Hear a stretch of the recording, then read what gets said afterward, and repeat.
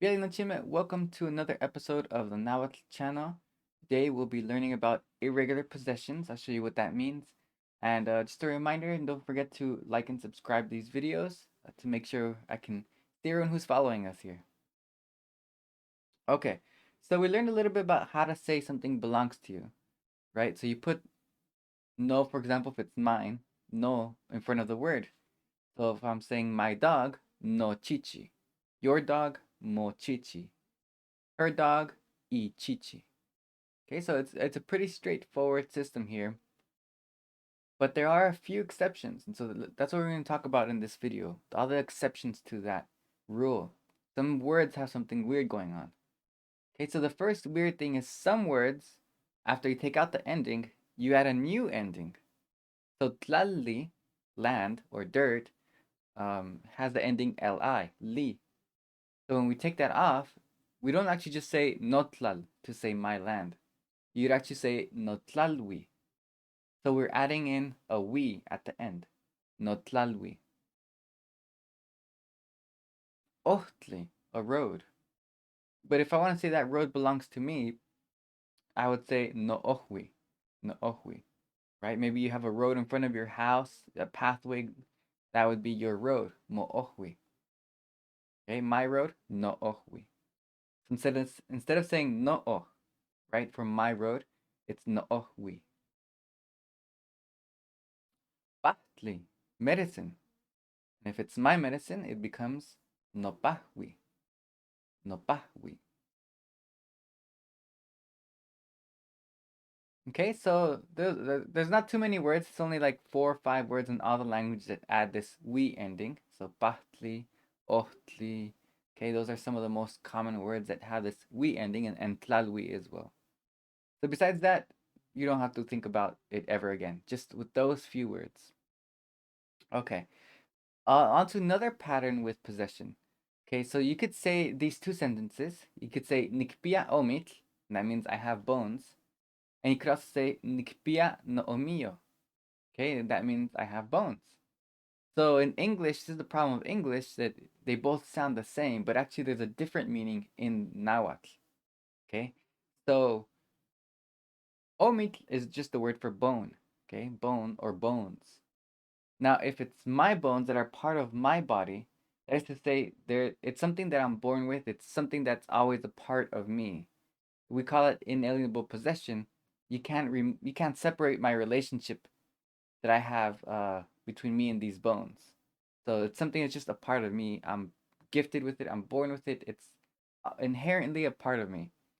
If that's the case, you will add an ending yo at the end.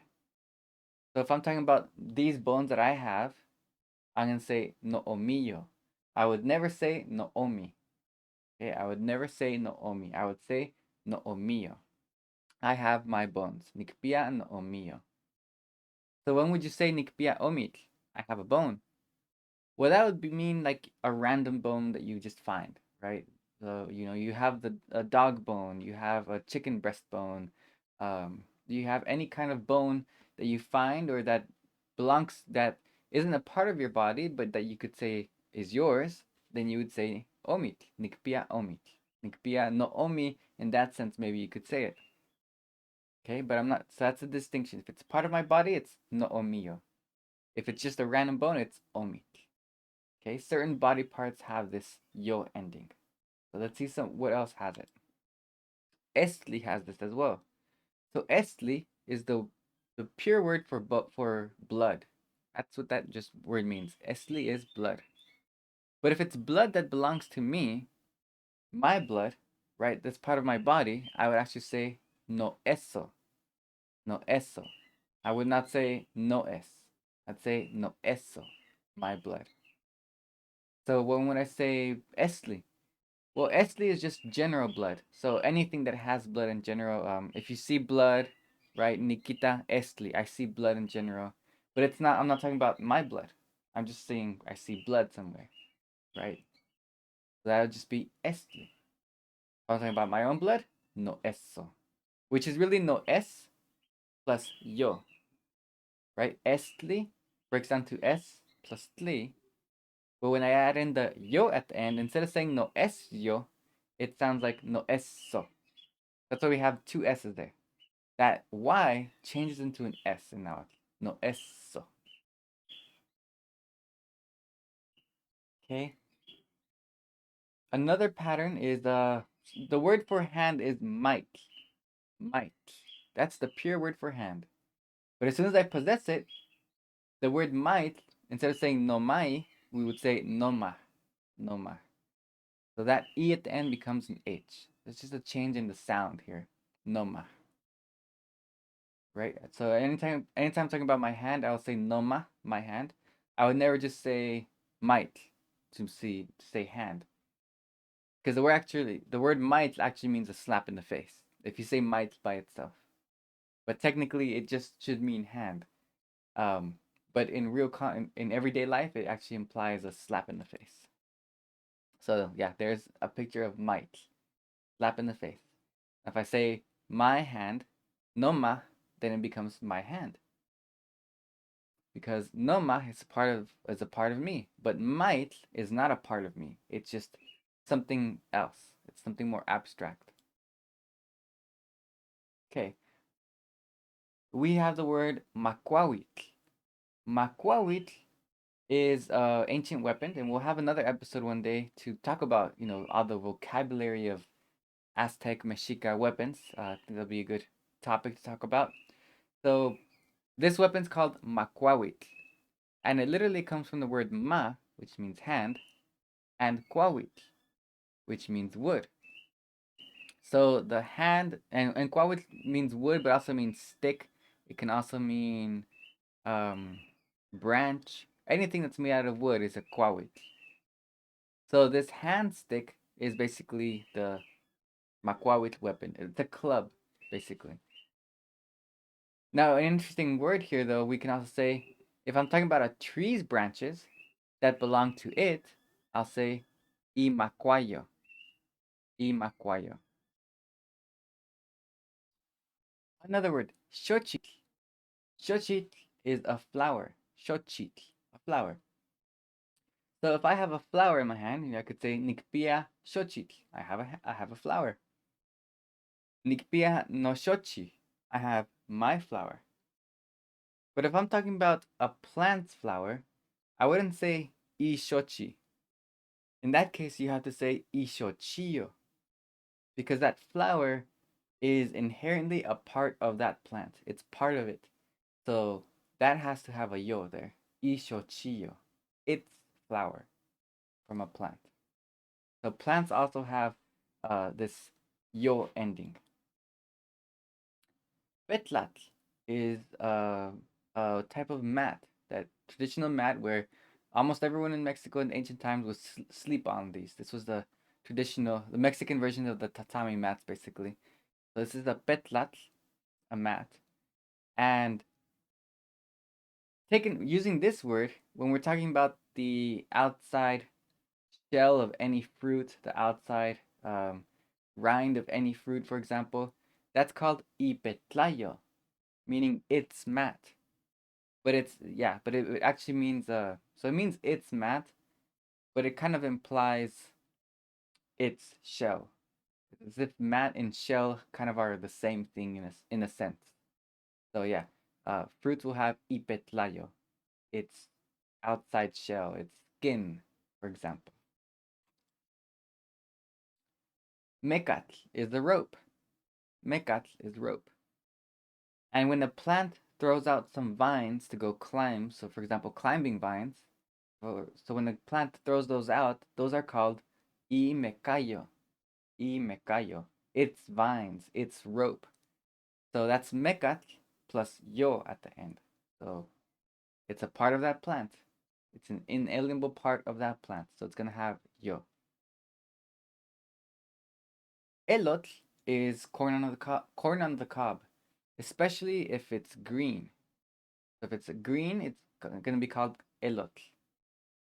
Elote. So I could say nikpia no elo. I have my corn.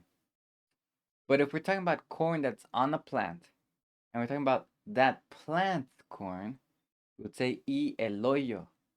I eloyo. y el hoyo. So that's its corn. So it belongs to it. Y el hoyo. Tlazoli is the word for trash. Nikaunka miak tlazoli. Here there's a lot of trash. Tlazoli. Now, if the trash belongs to a plant, it's called itlazolo.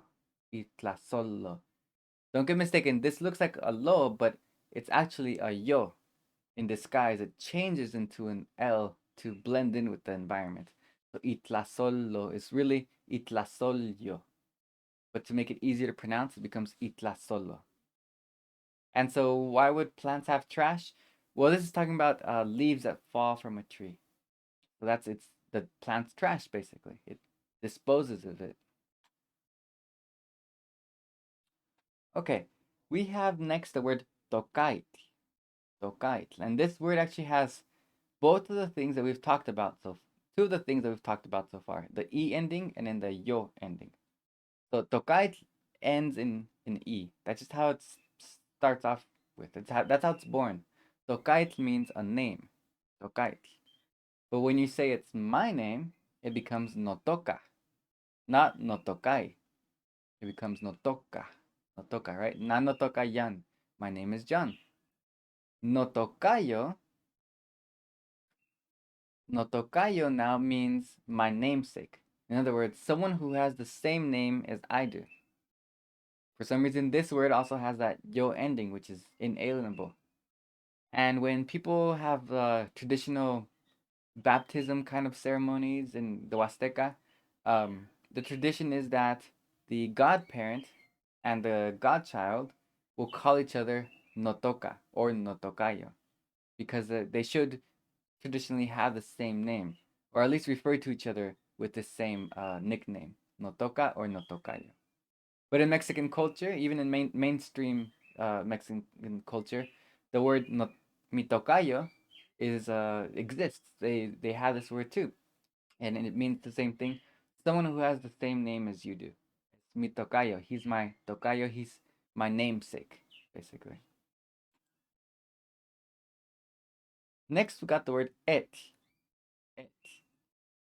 Et is the word for beans, and at is the word for water. But these words are so short that when you possess them, you have to think about would I say no or no e? And usually we would say no e, but because this word is so short, it actually becomes no e, my beans. Noa, my water. Noa, my water. Okay, a lot more examples of the words that are born ending with itl, like kwait, which is a skirt. Dokait, a name. Might, a hand. So in these first three examples, when they belong to you, that E changes into an H. So instead of saying nokwe, you would actually say nokwe, my skirt. Instead of saying notokai, you'd say notoka, my name. Instead of saying nomai for my hand, you'd say noma, my hand. Look at the word komit, and something interesting happens here. Komit is like a bowl, for example, a receptacle, any kind of sometimes jugs. So komit is a general word for something like that. And when you own it, when it's something that you own, you wouldn't say nokomi because first off, it ends in an I, so we gotta take that off. So we have nokom, but now it doesn't like to end words with an M, so you can't say nokom. That M changes into an N to be more natural. So you end up saying nokon for my bowl, my jug, nokon, nokon. And because the N is so soft at the end of words, it can kind of just sound like noko or noko, noko. So almost like you're just saying, taking out the N. So you can say it like that too. Nokon, nokon.